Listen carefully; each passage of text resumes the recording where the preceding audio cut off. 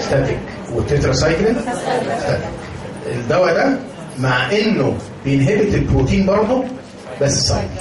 طيب ده بيشتغل ازاي بقى؟ ده زي ما قلت لك كده عنده مشكله في الدخول جوه البكتيريا ان هو بولر قوي، فبيدخل عن طريق سبيسيفيك ترانسبورت سيستم في كارير هو اللي بيشيله. الكارير ده is oxygen dependent transport system. يعني الكارير ده ما يشتغلش ابدا غير لما يكون فيه اكسجين. لما يكون فيه اكسجين هو هيشيل الامينو جلايكوزايد ويدخله جوه البكتيريا. طب لو ما فيش اكسجين مش هيشتغل. امتى ما يبقاش فيه اكسجين؟ انيروبيك. تبقى غلطه فظيعه في الاورال، فظيعه والله، من الحاجات اللي هي بتترمي من فوق بقى، انك تقول الامينو جلايكوزايد انت مش فاكر مين ايروبيك ومين انيروبيك. انا معاك، من حقك ما تكونش فاكر، بس افتكر على الاقل ان الامينو جلايكوزايدز ما ينفعوش خالص في الانيروبيك انفكشن، لان هم عشان يدخلوا جوه البكتيريا محتاجين ترانسبورت سيستم، والترانسبورت سيستم ده ما بيشتغلش غير لما يكون فيه اكسجين. طيب دخلوا جوه البكتيريا عملوا ايه بقى؟ مسكوا في جزء معين من ال 30 اس رايبوزومال سب يونت، وعملوا حاجه اسمها inhibition of translation او inhibition of codon anti-codon recognition، او في كلمه بقى الناس بتحبها قوي يقول لك عمل misreading of messenger RNA. يعني ايه بقى؟ يعني وقف الترجمه. يعني عمل ايه؟ يعني خلى البكتيريا مش قادره تصنع بروتين، والحاجه اللي عايزك تعرفها لمعلوماتك انت بقى انه بيخلي البكتيريا غالبا تكون abnormal lethal بروتين. يعني كونت بروتين غريب وهو اللي بيموت البكتيريا. لانك لو اخدت بالك كل اللي وقف البروتين ما موتوش، صح؟ يعني الكلورامفينيكول والتتراسايكلين وهيجي بعد كده ان شاء الله الماكرولايدز، لما توقف البروتين فورميشن بيبقى ستاتيك غالبا. الوحيد اللي بيبقى سايدل هو ده الامينو جلايكوزايدز. ويقال ان تفسيرها مش ان انت بس منعت البروتين فورميشن، ده انت عملت حاجه اسمها ابنورمال او ديفكتيف او ليثال بروتين فورميشن، خليتها تقرا غلط فجابت بروتينز اتكونت بشكل ممكن هو نفسه اللي يكون سبب السيل ديث اوف بكتيريا. خلاص؟ طيب يبقى ده بالنسبه للميكانيزم اوف اكشن يتكتب ان شاء الله كده زي ما هو مكتوب في الكتاب. في كلمه مكتوبه تحت النمره بي في الكتاب برضه، دي حاجه من الحاجات اللي ما لقيتهاش كتير لكن بكتبها في امتحان، ان ممكن ينترفير وذ سايتوبلازميك ممبرين فانكشن. يعني يعمل ايه؟ يبوظ السيل ممبرين، سايتوبلازميك مش السيل وول، ممبرين. يحصل ايه لو بوظت الممبرين؟ هيحصل لوس اوف بكتيريال كونتنتس، الحاجات اللي جوه بقى البروتين والنيوكليك اسيدز والحاجات دي تطلع بره. فجايز ده بيفسر برضه جزء هو ليه سايدل، ان انت عملت لوس اوف important cell structures. يعني ده بالنسبه للميكانيزم. عرفنا بقى ليه نوت اكتيف اجينست انيروبز. الكلورامفينيكول ممنوع يتاخد مع الامينو جلايكوسايدز. هو في سبب انا اعتقد ان انتوا عارفينه، ان ده ستاتيك، هو الكلورامفينيكول والامينو جلايكوسايد سايدل، ولما بقت ستاتيك مع سايدل بيحصل غالبا انتاجونيزم. السبب الثاني بقى ان وجدوا ان الكلورامفينيكول بينهبت الترانسبورت سيستم. الله اعلم بقى هل هي كومبيتيشن ولا ايه، المهم ان هو بيمنع ان الامينو جلايكوزايدز اصلا تتشال وتدخل جوه البكتيريا. فعشان كده ممنوع كلورامفينيكول مع الامينو جلايكوزايدز. الجزء بتاع مور اكتف ان الكلاين ميديا، ما اعرفش حد يعرف يفسره ولا لا. بيقلل ايونايزيشن. صح، هم بيزك مش كده؟ ولما احط دواء بيزك في الكلاين ميديم هيبقى ليس ايونايزد، وبالتالي هيسهل شويه دخوله جوه البكتيريا. ريديوسنج ايجنت غالبا نفس السبب، يعني لما بتدي فيتامين سي او حاجه بتقلل الاكتيفيتي بتاعهم، لان غالبا بتعمل اسيديتي شويه فبتخلي الدواء يبقى مور ايونايزد. السبيكترم بتاعهم مش مهم السبيكترم مش كده، بس النهارده انت خدت لقطه كده عن السبيكترم بتاع البنسلين. خدنا؟ فاكرين ولا؟ يعني قولوا حاجه قبل ما اشرب اي بق من اي حاجه. ايه البنسلين اخبارهم ايه في السبيكترم؟ صح، في نارو كانك داخل على محل يعني بقاله في نارو حضرتك، صح؟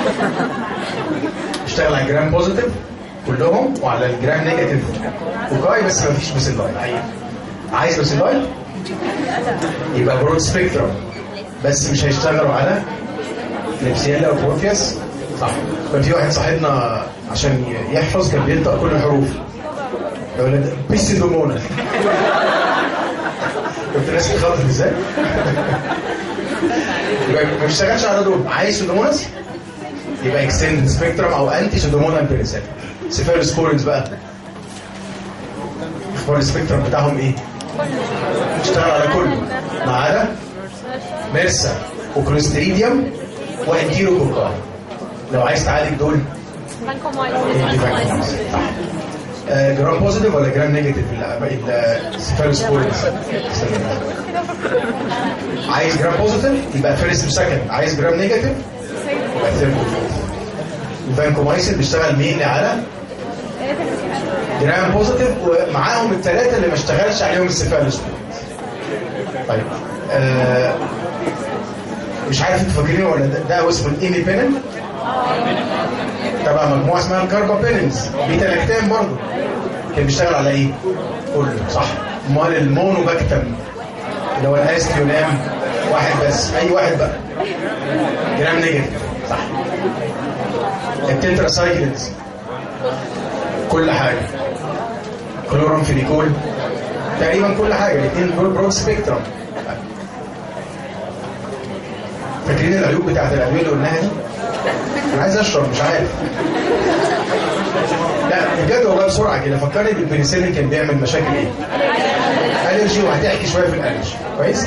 وبعدين الحاجه الغريبه بتاعت السيفلس دي جارش ريكسايد كويس؟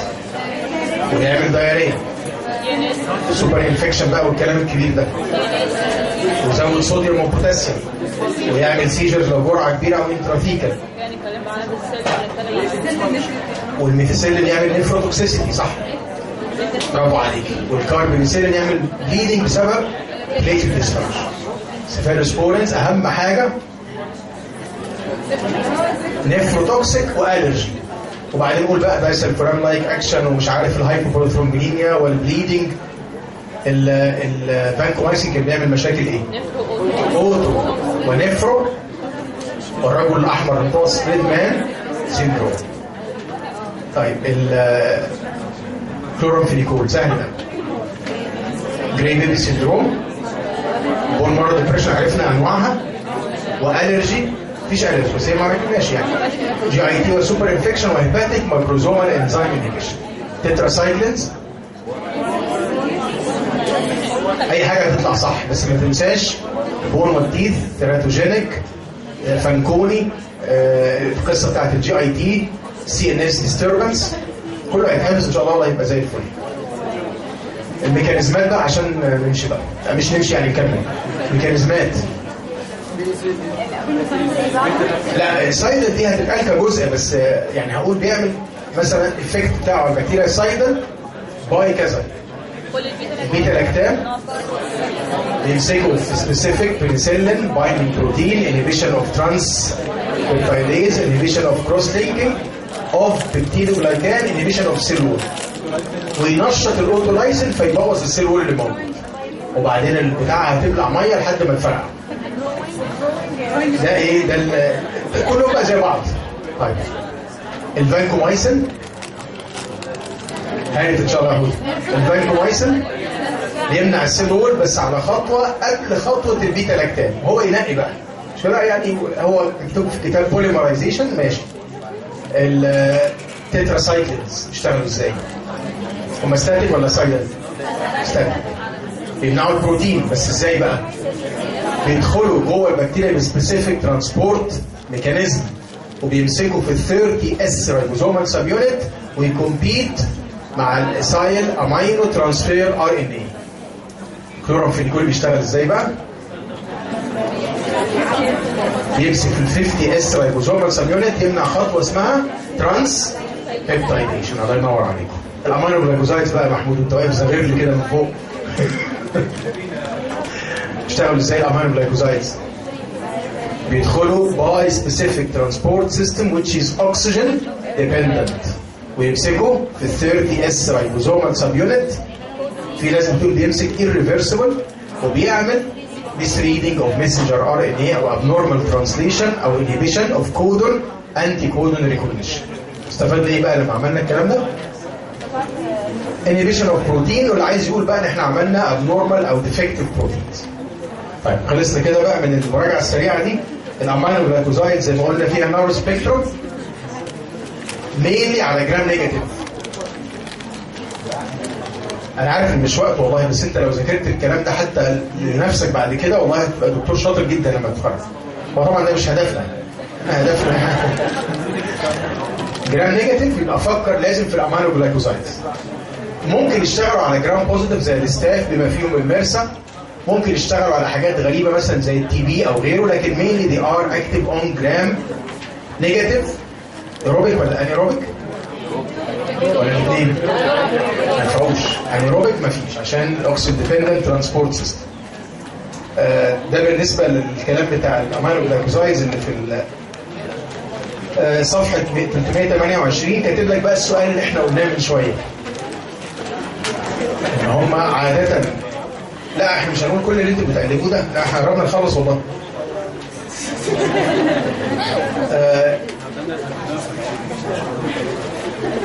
they are usually combined مع penicillins بالذات الاكستندد سبيكترم. واتفقنا ان هم الفكره اللي فيهم الكومباينيشن ده عشان الاثنين سايدا فيعملوا سينرجيزم، هكسر السيل وول فهسهل دخول الامينو جلايكوزايدز، وفي نفس الوقت ما ينفعش تاخدوا ان ذا سيم سيرنج عشان مشكله ده اسيدك وده بيز. مش مهم الريزيستنس، الفارماكوكاينيتكس قلناها. الرسمه بقى الغريبه دي اللي موجوده في الكتاب ده الدكتور عبد الفتاح مرعي بقى. هو انا اسالك سؤال بديهي كده، الادويه دي على فكره من الادويه اللي اتقال عليها توكسيك. كويس؟ الامينو جلايكوزايدز ار كونسيدرد توكسيك انتي بايوتكس. احسن لي ايه بقى؟ ان انا اخد 20 مللي جرام كل 8 ساعات، يعني 3 مرات في اليوم، يعني 60 مللي جرام في اليوم، مش كده؟ ولا اخد 40 مللي جرام كل 12 ساعة، يعني 80 مللي جرام في اليوم. يعني بالمنطق كده انهي فيهم اللي هيبقى مور توكسيك؟ ال 60 مللي جرام ولا ال 80 مللي جرام؟ 80 مش كده؟ طيب لقوا بقى ان في الامينو جلايكوزايدز العكس، ان التوكسيسيتي مش معتمدة على دوز بقدر ما هي معتمدة على انترفال. فلقوا ان انت لو اديت جرعة اكبر ووسعت الفترة الزمنية بتبقى مور اكتف وليس توكسيك. هي تفسيرها ايه بقى؟ بسرعة برضو. اي دواء لما بتاخده ليه مستوى اعلى في البلد ده اسمه البيك، سهلة مش كده؟ القيمة بتاعت الدواء. وبعدين بيفضل يقل لحد ما يوصل لاقل مستوى، ده يسموه تراف. تراف TROUGH. كويس؟ البيك هو اللي بيحدد الاكتيفيتي بتاعت الانتي بايوتيك، والتراف هو اللي بيحدد التوكسيسيتي. بمعنى ايه بقى؟ the higher the peak، كمل انت بقى. the higher the peak the more active، صح؟ الانتي بايوتيك يبقى more active. the lower the trough the safer the drug، صح؟ كل ما كان التراف قليل يبقى الدواء سيف. فلو كده بقى لما ادي انتي بايوتيك كل 8 ساعات، البيك بجرعه اللي قلنا عليها 20 دي، البيك مش هيبقى عالي قوي والتراف هيبقى عالي، لان انت عقبال ما توصل لتحت كده هتروح مدي جرعه كمان فيبقى التراف عالي شويه. لو اديت كل 12 ساعه، اديت جرعه اكبر كل 12 ساعه، بقى البيك اعلى، مش كده؟ وبعدين خلال 12 ساعه ده هيقل قوي، هيوصل للتراف قليل قوي. فهمناها؟ يبقى خلي بالك من القاعده دي بقى ان شاء الله، هي غالبا هتبقى في الشفوي والكلام ده، او يعني حاجه بقى في وسط الاسئله الام سي كيو. يبقى الامينو جلايكوزايدز ما بنظبطش دوز بقدر ما بنظبط انترفال، عشان القاعده دي جرعه كبيره يبقى هاير تراف هاير بيك وده مور اكتف، وانترفال بعيد عن بعض شويه يبقى اللور تراف ده مور سيف. هي الحسبه ما اعتقدش انها علينا، بس هو اللي موجود عندنا في الكتاب لو قريت كده نمره 5، ان هو بينزل في اليورين unchanged by active filtrate by passive filtration وadjusted dose، وكاتب الطريقه العاديه ان احنا بنadjust الدوز على حسب الكدني فانكشن اللي هي الجرعه السيرم كرياتينين ده، اللي هي المعادله بتاعت الادجستد دوز تساوي النورمال دوز على سيرم كرياتينين بتاع العيان. تعرف كرياتينين كام اصلا؟ اعتبره 1، سيرم كرياتينين ده اعتبره 1، هو من 0.1 ل 1 مش كده؟ فاعتبر 1. يبقى انا لو عندي الكرياتينين بتاعي 2 اخد جرعه قد ايه؟ يعني لو الطبيعي بياخد 20 مللي كويس؟ اللي هو الكرياتينين بتاع 1 ده. لو انا عندي سيرم كرياتينين الكدني بتاعتي مش حلوه فالسيرم كرياتينين 2 يبقى هاخد النص مش كده؟ هاخد نص هقسم ال 20 على 2. طيب الطريقه دي كويسه بس مش هي الادق. الادق بقى ان انا ادجست مش الدوز ادجست الانترفالز اللي هي المعادله الثانيه بقى اللي هو مكتوب عندنا better maintain the dose but prolong the intervals. الادجستد انترفال بدل ما ادي كل 8 ساعات اعمل ايه بقى؟ اروح ضارب السيرم كرياتينين بتاع العيان في 8. اشمعنى 8؟ 8 ساعات دي اللي هي الانترفال العاديه بتاعت اي عيان. طب افترض معاك كده السيرم كرياتينين بتاعي 2 باخد الدواء كل قد ايه؟ كام يا حوده؟ العادي بياخد كل 8 مش كده؟ اللي هو السيرم كرياتينين بتاعه 1 بياخد كل 8 ساعات. لو انا كدني بايظه والسيرم كرياتينين بتاعي 2 يبقى هعمل ايه؟ هضرب 2 في 8 يبقى هاخد الدواء كل قد ايه؟ كل 16 ساعه. ودي اقيم كتير قوي هاير بيك ولور ترف. يبقى انا ضمنت دواء يشتغل كويس من غير ما يعمل مشكله توكسيك افكت. انا عارف الكلام ده يمكن يعني انا بس والله عشان ما بحبش تبقوا مش فاهمين لكن عاده مش هيتسال فيه يعني ده جزء تبع الكاينetics يعني. طب نيجي بقى للحفظ بقى والكلام الجميل بقى التوكسيسيتي بتاعت الامينو جلايكوزايدز. الاوتو توكسيسيتي. وخلي بالك بقى لما تكتب في الامتحان ان شاء الله برضو في حاجه عايز اقولها لكم مهمه قوي. اعمل حسابك في الامتحان على الوقت. امتحان الفارما ان شاء الله في النظري مش هتلاقي فيه مفاجآت. هي مفاجآت في الورقه الثانيه ان شاء الله مخبيناها لك يعني. لكن الورقه الاولى صعب قوي قوي يكون عندك يعني مالكش حجه. انت عارف الادويه اللي عليك وعارف نظام الاسئله ازاي فمفيش مفاجآت. الا اذا كنت عايز تفاجئ نفسك يعني قصه ثانيه يعني. اعمل حسابك بقى على الوقت. يعني 8 اسئله في ساعتين. فلازم تعمل ان اللي بيحصل فعلا الناس بتكتب بزياده وتقعد بقى تستعرض وتعمل وتخطط وتلون وتعمل وبعدين يلاقي نفسه اخر سؤال بيلم الورقه. حصلت مليون مره. يعني اوصل على السؤال السابع كده الاقي الوقت خلص، السؤال الثامن لسه ما لحقتش احله. ادي كل سؤال يعني قسمهم بقى. يعني هم ساعتين يعني 120 دقيقه على 8 احسبها بقى. كل سؤال ياخد له 12 دقيقه كده ولا ربع ساعه وخلي شويه وقت ضايع برضه وجاوب على قد السؤال. يعني جاوب لو هي انيوميريت يبقى انيوميريت واخد بالك. لو هي مطلوب فاكتورز معينه اكتبها بس ما تزودش من عندك. يعني خلي بالك من موضوع الوقت ده لانه فعلا بيفرق يعني. طيب في الامتحان بقى ما ينفعش اكتب اوتو توكسيسيتي وامشي.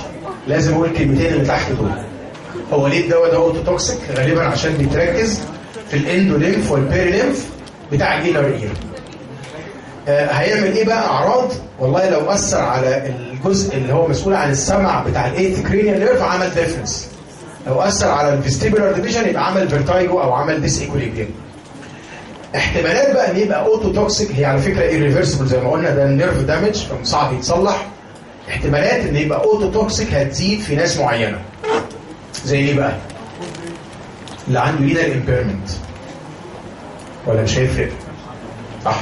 الدواء ده بينزل عن طريق الكدني. لو انت ما ظبطتش الجرعه بتاعتك على حسب الكدني فانكشن الدواء ده يعلى ويعمل توكسيك افكت. الاولد ايج اشمعنى؟ لا عشان الكدني فانكشن بتقل مع الايج فمتوقع برضه يحصل معاه اكيوميليشن شويه. لو انت بتاخد في نفس الوقت اذر اوتو توكسيك دراج يعني كاتب امينو جلايكوزايدز ومتوصي بقى بالعيان ورحت كاتب معاه فانكومايسين او رحت كاتب معاه فروزامايد لاي سبب او كتبت معاه ادويه مش علينا قوي. اظن مكتوب في الكتاب الكلوروكوين ومش عليك. الكلوروكوين ده انتي مالاريال وليه انتي انفلاماتوري افكت. الساليسيليتس بالمناسبه عارفش ذاكرتوها ولا لا؟ هي الاسبرين والمجموعه دي مش قادر اقول انها اوتو توكسيك لانها ما بتعملش مشكله الا اذا دخلنا في حاله اسمها ساليسيليزم لو فاكرينها. جرعات كبيره بقى فتره طويله وبدا يحصل مشكله التينيتس وما خدناش بالنا فالعيان كمل بالجرعه العاليه. ساعتها يبقى اوتو توكسيك. لكن في العادي الاسبرين طبعا ما هواش من الادويه العادي كده اتقال عليه اوتو توكسيك. يبقى ده الناس اللي محتمل يحصل عندهم الاوتوتوكسيسيتي. لو هدي الدواء ده فتره طويله هيعمل للعيان حاجه اسمها اوديوجرام، يعني يروح كده عند دكاتره التخاطب والانف والاذن يعمل مقياس للسمع. النقطه نمره 2 نيفروتوكسيك، برضه عشان بيتركز غالبا في المكان اللي سميناه الرينال كورتكس، ده احتمال يكون ده سبب النيفروتوكسيسيتي. النيفروتوكسيسيتي بيقال انها ريفرسبل، ودي ميزه مهمه يعني. هتبقى احتمالاتها اعلى with other nephrotoxic drug، يعني امينو جلايكوزايد مع سيفالوسبورين مثلا، او امينو جلايكوزايد مع دواء اسمه انفوتيريسين، دواء انتي فانجل مشهور. وبرضه مكتوب اظن الفروزامايد لنفس السبب، انت ما اديتش نيفروتوكسيك دراج بس اديت دواء زود الرينال بلاد فلو وزود تركيز الامينو جلايكوزايد في الكدني تيشو. يا ريت بقى انت من عندك كده تزود زي ما عملت اوديوجرام فوق، تعمل ايه تحت؟ لو هستعمل الدواء فتره طويله اعمل فريكوينت كدني فانكشن، صح؟ كدني فانكشن تيست، قيس كده باستمرار اليوريا والكرياتينين والكلام ده. الجزء بتاع السكيليتال ماسل ريلاكسيشن، الدواء ده على فكره العيان ياخده يقول لك انا حاسس ان جسمي همدان مش قادر اعمل مجهود بدني. هي ليها تفسيرين وغالبا الاثنين صح. انتوا فاكرين السكيليتال ماسل لا سمح الله يعني بتشتغل ازاي؟ ايوه، يعني بيبقى في حاجه اسمها سوماتيك نيرف كده، مش كده؟ بيطلع حاجه اسمها اسيتايل كولين، فيمسك في ريسبتور هنا اسمه نيكوتينيك او اسمه ان ام، فيدخل صوديوم فالعضله تبقى ديبولارايزد فيطلع الكالسيوم فيحصل كونتراكشن. طيب الامينو جلايكوزايدز بتقلل السكيليتال ماسل اكتيفيتي بطريقتين، بتمنع الريليز بتاع الاسيتايل كولين من السوماتيك نيرف، وبيقال انها بتشتغل زي الكوراري. الكوراري ده كان ايه في الطب بقى؟ ودواء انتهى يعني. كومبيتيتيف نيورو ماسكولار بلوكر، يعني بيقفل الريسبتور ده فبيمنع شغل الاسيتايل كولين. امال ايه كلمه كومبيتيتيف دي؟ بالظبط، لو كترت اسيتايل كولين هيطرد الكوراري. ازاي اكتر اسيتايل كولين؟ ينفع احقن اسيتايل كولين؟ ما بيلحقش، ادي انتي كولين ستيج. فاكرين بقى النيوستجمين والهيدروفونيوم والحاجات العجيبه دي؟ طيب فاكرين عيان عنده مايثينيا؟ كان عنده مشكله هنا، عنده حاجه الاوتو اميون ديس اوردر ده كانه مقفول الريسبتور ده ما بيقدرش يعمل سكيليتال ماسل اكتيفيتي. طيب يبقى كل الناس غالبا هتشتكي من حكايه السكيليتال ماسل ويكنس لو اخذت امينو جلايكوزايدز، بس هتبقى مشكله كبيره لو عين مايثينيك انه اوريدي عنده مشكله في الكونتراكشن. ازاي اصلح المشكله دي؟ ازاي اعالج مشكله السكيليتال ماسل ريلاكسيشن دي؟ صح، هديله حاجه انتي كولين ستريس، اديله نيوستجمين او اديله دواء اسمه ادروفونيوم لو فاكرين. كان زمان بقى لما كانوا بيعالجوا التي بي بالستريبتومايسين هو دوره قل شويه. ستريبتومايسين واحد من المجموعه دي ما بقاش مهم قوي في التي بي عشان الريزيستنس غالبا ما عادش بيجيب نتيجه يعني. كانوا زمان يعالجوا العيان ده يحقنوه انترا بلورال ستريبتومايسين لو عنده بالمونري تي بي، او يحقنوه انترا بيريتونيال لو عنده بيريتونيال تي بي. يحصل ايه بقى لو الدواء ده كده اتسرسب ووصل للانتركوستال نيرفز او للفرينيك نيرف اللي هي الاعصاب المسؤوله عن الريسبيريشن، ريسبيراتوري ماسلز، يحصل باراليسيس.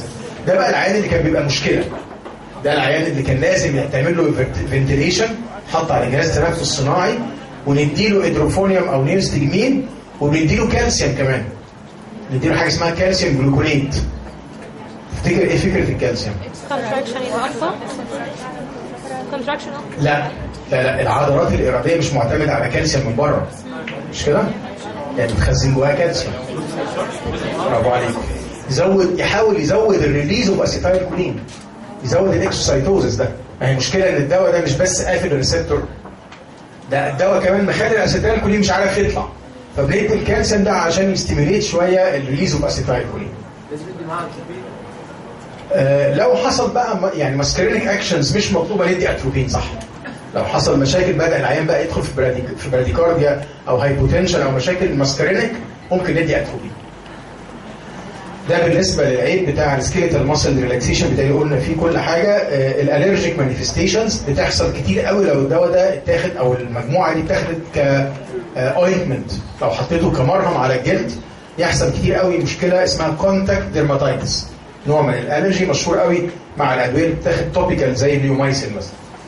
لو اخدت بالك بقى نمره 5 دراج انتراكشن مكتوبه هنا كانها جزء من العيوب بتاعت الدواء، فلازم تتقال. يعني ما انساهاش بقى على اساس ان دي دراج انتراكشن مش عليك، هي هنا معتبرها كانها عيب من عيوب الدواء.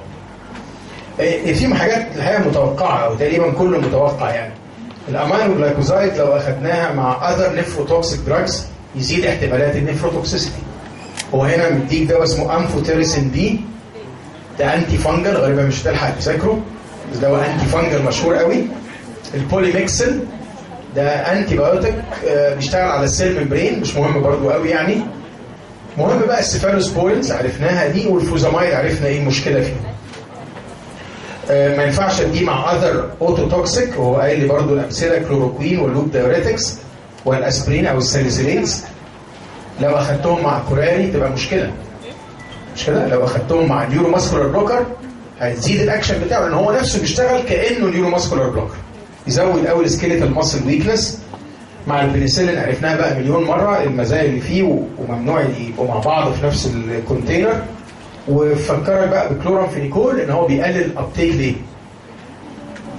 ليه بيقلل كلورامفينيكول؟ بيقلل الابتيك اوف امينو جلايكوزايدز عشان بيقلل الاكتيفيتي بتاعت الترانسبورت سيستم ده، يعني سواء بقى بكومبيتيشن او غيره، ان هو بيقلل وصول الامينو جلايكوزايد جوه البكتيريا.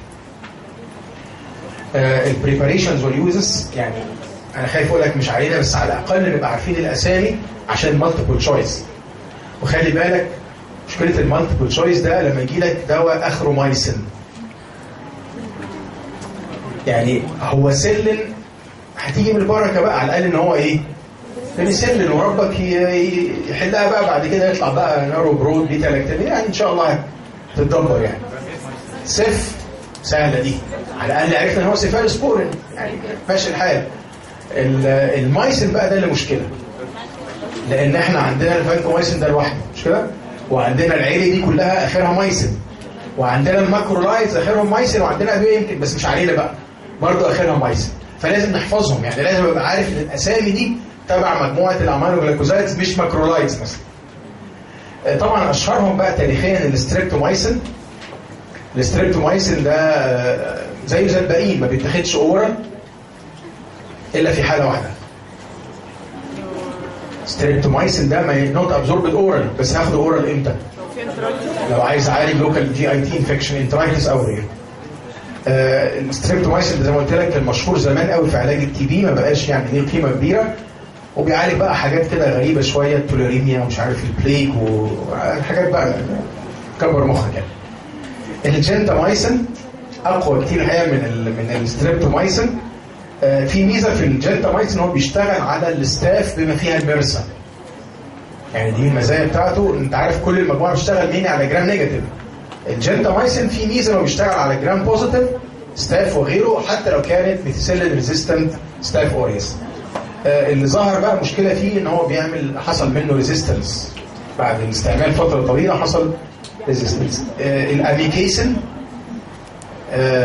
والدواء اللي اسمه النيتلمايسن بالظبط زي الباقيين، بس الميزه اللي فيهم ليس ريزيستنس، لسه البكتيريا ما بقتش ريزيستنت قوي ليهم. اللي عايزك بقى تخلي بالك منه عشان الام سي كيو، عشان الشفوي، النيومايسن. النيومايسن ده is never given systemically. فهمت حاجه؟ النيومايسن مش مسموح ان يوصل للبلاد، يعني ما اقدرش اديه انتراماسكولار ولا انترافينس. اقدر اديه اورال، واقدر اديه على شكل مرهم، واقدر اديه انهاليشن. طب سؤال، هو انا لو اديته اورال او مرهم او انهاليشن ما يوصلش للدم؟ غالبا لا. ليه بقى؟ ليه؟ ما انا ممكن اخد حاجه انهاليشن، ما انا باخد ادويه التخدير انهاليشن وبتنيمني، بتوصل للبرين. برافو عليك. هاي ايونايزد، انت نسيت الدواء ده هاي ايونايزد لدرجه ان هو ليبيد انسوليبل تقريبا، فلما باخده انهاليشن يشتغل على البرونكاي، على الريسبيراتوري سيستم، حطيته على الجلد يشتغل على الجلد، اخدت اورال يفضل قاعد جوه الجي اي تي، لكن وصوله للسيستميك سيركيليشن صعب جدا. تمام؟ حسب بقى، يعني هو غالبا لما بيتاخد اورال بينزل مع الستولز. الجلد بقى بيبقى يعني يا اما كده بالفريكشن والكلام ده هيروح، يا اما الكميات البسيطه قوي اللي هتمتص منه تنزل عن طريق الكدني بعد كده. لكن ما وصلش التركيز في البلازما يعمل توكسيك افكت، لان هو اكستريملي توكسيك، يعني نفروتوكسيك بشكل مدمر جدا واوتو توكسيك. النيومايسين امتى بقى يتاخد توبيكال وامتى يتاخد انهاليشن وامتى يتاخد اورال؟ توبيكال لو انا عايز اعالج سكين انفكشن، صح؟ مرهم على الجلد. انهاليشن لو انا عايز اعالج ريسبيراتوري تراكت انفكشن. السؤال بقى امتى اخده اورال؟ عشان اعالج انترايتس او عشان اعمل حاجه اسمها باول ستيريلايزيشن. انا ما اعرفش حاجه اذا كانت مكتوبه في الكتاب ولا لا، بس الناس اللي بيعملوا عمليات على الجي اي تي بخاف قوي بعد العمليه او اندوسكوبي او غيره، بخاف ان يحصل انفكشن في الجي اي تي، فبعقم القولون، بدي حاجه تبقى انتي بايوتيك انه بروفيلاكتيك عشان ما يحصلش بوست سيرجيكال انفكشن. كانوا زمان بياخدوه في الناس اللي عندهم كوليسترول عالي. كانت فكرته ان انا لما باخده اورال بيمسك مع البايل سولز، فالبايل سولز تفقد في الستولز. انتوا عارفين قصه البايل سولز؟ جايه من كوليسترول بكميات صغيره جدا وتفضل طول اليوم تلف انتيرو هيباتيك، فما بحتاجش اصنع بايل سولز كتيره، هي بتقعد تحصل لها انتيرو هيباتيك سيركيوليشن تكفي اليوم كله. لو انا اديت نيومايسين ومسك مع البايل سولز هتفقد الستولز، فيضطر الليفر يعمل ايه؟ يصنع بايل سولز من كوليسترول، يبدا ياخد كوليسترول من البلد ويصنع بايل سولز. فعشان كده كان بيتاخد زمان في علاج الهايبر كوليسترول. من ضمن الاستعمالات انا ما اعرفش برضه الحقيقه مكتوبه ولا لا، بيتاخد في الناس اللي عندهم هيباتيك كوما. الناس اللي عندهم هيباتيك كوما مشكلتهم ايه الهيباتيك كوما؟ صح، انت عارف ان في الكولون في عندنا امونيا بروديوسينج بكتيريا، مش كده؟ الامونيا دي بتروح على الليفر، لو الليفر سليم هيحولها لايه؟ يوريا، ولو الكدني سليمه اليوريا هتنزل في اليورين، فما فيش اي مشكله. لو انا عندي ليفر امبيرمنت، الامونيا اللي جايه من البكتيريا دي مش هعرف احولها ليوريا، فتبدا تعلى وتوصل للبرين وتعمل بقى مشكله الامونيا انسيفالوباثي المشهور. ايه فكره النيومايسين؟ يموت الفلورا اللي بتصنع الامونيا، صح؟ طبعا بناخد معاه دواء اسمه لاكتيروز، هفكركم بيه ان شاء الله لو اخذنا جي اي تي، بس افتكر فكره الدواء ده انه يقلل الفلورا او يقلل البكتيريا المسؤوله عن الامونيا برودكشن. ده بالنسبه للنيومايسين. الكانامايسين شبهه بالظبط، التوبرامايسين ما فيهوش حاجه مهمه. السبكتينومايسين ده مش كل الكتب متفقه ان هو امينو جلايكوسايد، في كتب كاتباه لوحده، مش مهم، هم لو جالنا يبقى هو تبعهم يعني. البارومومايسين ده انتي اميبك. البارومومايسين تخيل حتى التترا المجموعه الامينو جلايكوسايدز يقدروا يعالجوا كمان اميبيز، يعني تاخدوا حاجه بنسميها الاميبيز او الاميبيسايد افكت بتاعه.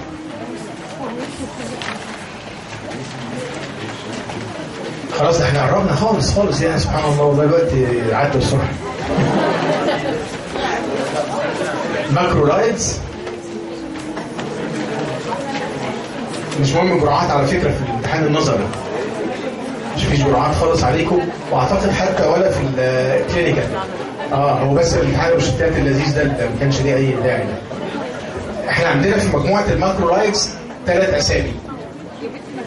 اول واحد ظهر اقدم واحد فيهم اسمه اريثرومايسين، وبعدين ظهر واحد بعد كده بقى اجدد شويه اسمه كلاريثرومايسين، وبعدين ازيثرومايسين. هم الثلاثه دول اللي موجودين النهارده تحت عنوان الماكرولايدز. فروق بينهم قليله، لو جت يعني حاجه اقول لكم الفرق بينهم، بس احنا بنعتبرهم كانهم وان جروب يعني. الاريثرومايسين قبل ما نتكلم على النقط المهمه اللي فيه، هو لو اتاخد اورالي لوحده هيبقى اسيد سنسيتيف، يتكسر بالاتش سي ال. ففكروا يحطوا عليه مجموعه كيميائيه اسمها الاستيوليت. حطوا على الاريثرومايسين كيميكال جروب كده اسمها الاستيوليت. الاستيوليت دي خلت الدواء اسيد ريزيستنت فاقدر اخده اورال. انا بقول لك ليه بس فكره الاستيوليت دي. كمان شويه هنلاقي في الاعراض الجانبيه بتاعت الدواء ده انه بيعمل هيباتيتس وجوندس. واتضح ان سبب الهيباتيتس والجوندس مش الاريثرومايسين نفسه، الاستيوليت اللي اتحطت عليه. فكأن الاستيوليت دي بقى فيها ميزه انه ممكن يبقى ابزوربد اورالي، بس عرضت العيان لسايد افكت مشهور قوي اسمه الكوليستاتيك جوندس وهيباتيتس. الدواء ده ديستريبيوتد في كل مكان، ما بيعديش قوي البلاد برين بارير، مش مهم في علاج المننجايتس، ملوش قيمه. بيعدي البلاسينتا ولكنه سيف انتي بايوتيك. بقى كام دواء سيف بقى؟ البيتا لاكتام كلهم سيف، وده صح اللي في النص كله كان فيه مشاكل.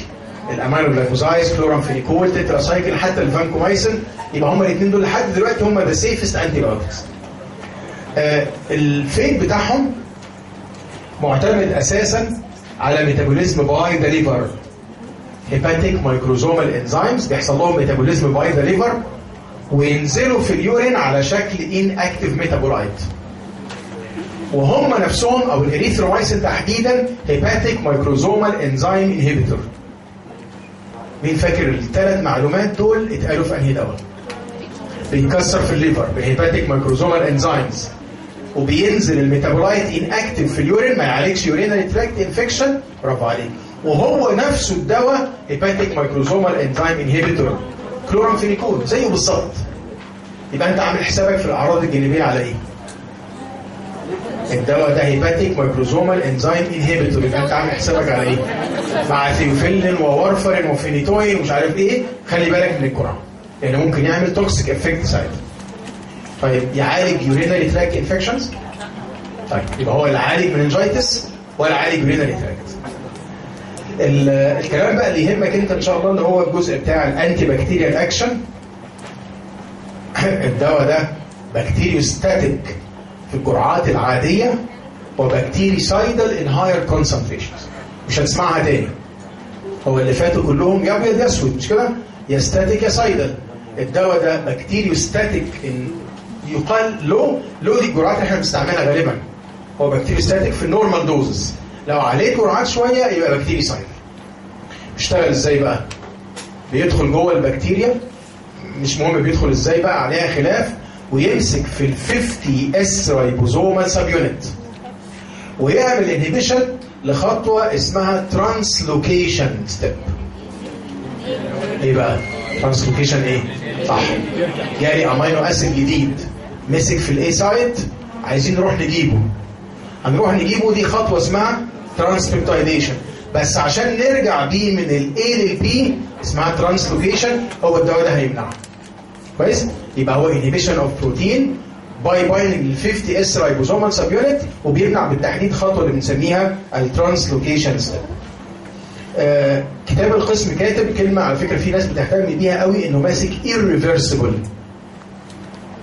وده اللي بيفسر يمكن يفسر ليه في الجرعات الكبيره هيبقى سايدل، انه بيوقف تماما البروتين فورميشن.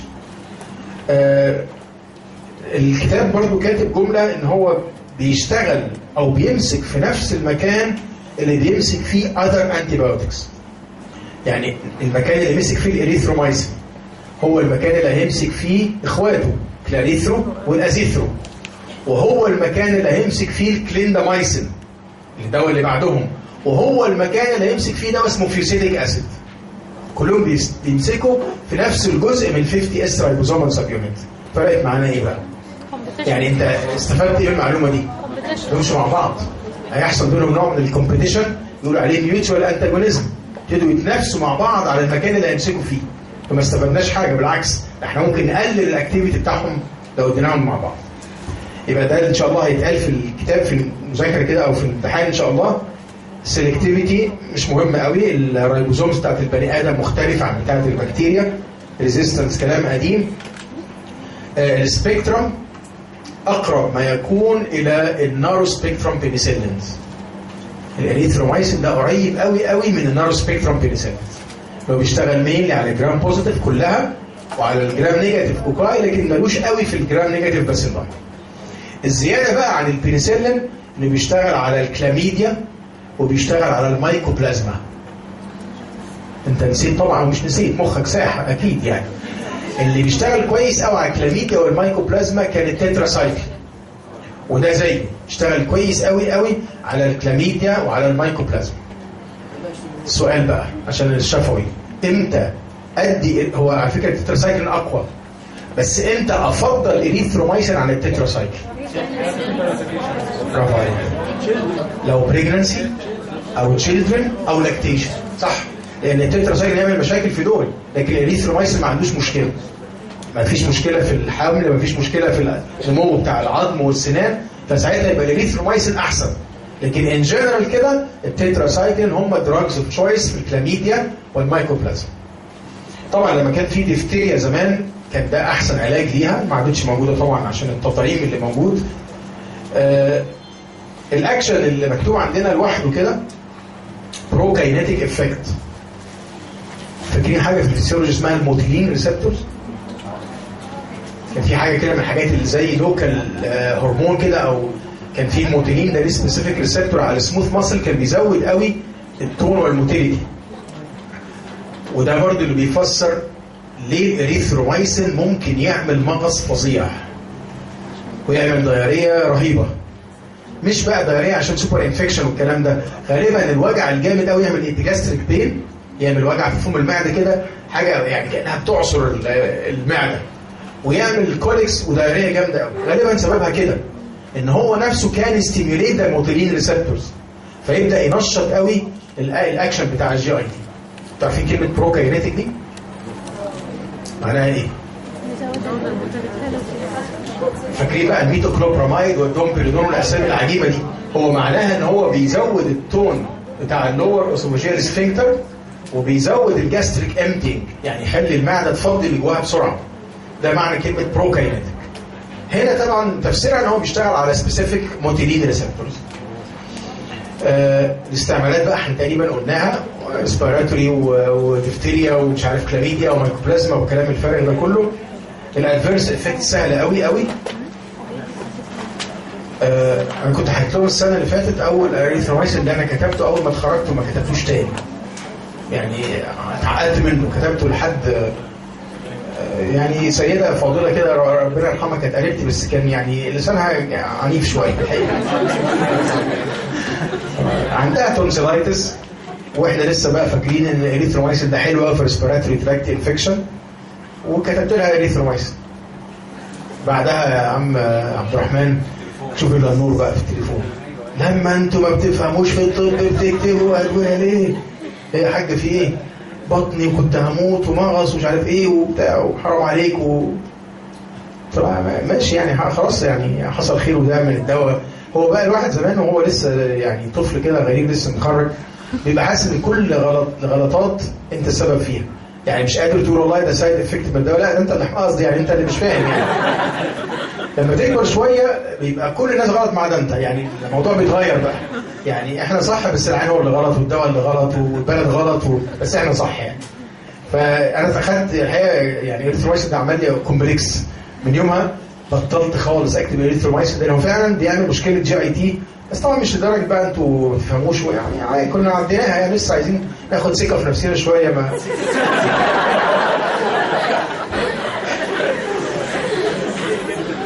فالموست كومن بقى ان شاء الله الابيجاستريك بين والكوليكس والدايريه والبلاوي السوداء دي. الكوليستاتيك جوندس، انتوا عارفين معناها كوليستاتيك جوندس دي؟ هو خلي بالك ما عملش ليفر دامج، يعني هو مش بوظ الليفر سيلز، هو كل اللي عمله ايه بقى؟ جه على الهيباتوسايتس كده وعمل فيها نوع من الانفلاميشن او الاديمه، فخلى البايل فلو قليل، مش عارف البايل ينزل من الليفر يتجمع بعد كده على البيلاري داكت، فيبدا البايل ده اللي مش قادر ينزل ده يبتدي يتجمع في الدم، فيعمل نوع من الجوندس اسمه كوليستاتيك. حتى هو من اسمه كده، كولي معناها بايل وستاتيك معناها في نوع من الركود في البايل. وانس انك انت وقفت الدواء خلاص الموضوع بيخلص يعني. احنا عرفنا النهارده كام لون في الانتي بايوتكس؟ بجد والله بسرعه كده ما شاء الله. في جراي، صح، جراي ده كان مين؟ كلورامفينيكول، بالذات في البريماتيور نيونيتس عشان مشكله الكونجوجيشن. الفيل الاحمر ده بتاع ايه؟ فانكومايسين لو اتاخد رابيد اي في انفيوجن. وفي اصفر بقى. الاصفر ليه اكتر من سبب الحقيقه. فالاصفر هنا سببه كوليستاتيك عشان انفلاميشن. امال في السلفا سببه ايه؟ في السلفونامايد ايه سبب الجوندس؟ بالظبط ان السلفونامايد ويل ديسبليس البيليروبين، ملوش دعوه بالليفر، مش كده؟ هو هيعمل بس ان البيليروبين على البلازما بروتين ده اتزاح، فبقى فري بيليروبين عمل اللون الاصفر ده. مش فاكر في الوان تاني ولا بس هدور لكم. احنا الاريثرومايسين مكتوب طبعا ال دي اختصار ويب لارج دوز. اللارج دوز اوف اريثرومايسين ممكن تعمل اوتو توكسيسيتي.